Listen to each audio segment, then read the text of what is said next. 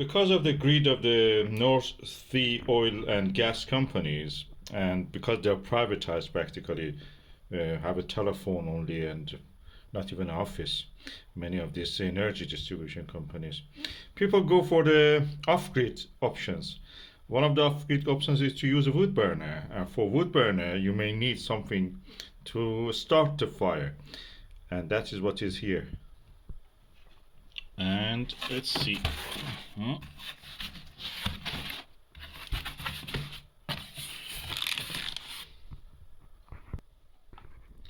Natural firelighters. These are wood wool, as we call it, with a little bit paraffin attached to it. So they are, in a way, good for starting fire, barbecue on the stoves. Let's just open one of them and see what is inside. So let's see. Oh, look at that. That's the way they look.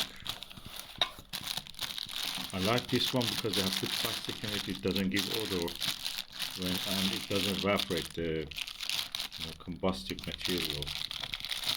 Let's just take one of them out. This is 200 of this in each pack. You can get it for any price. They have increased it around £2-3 over there. But alright.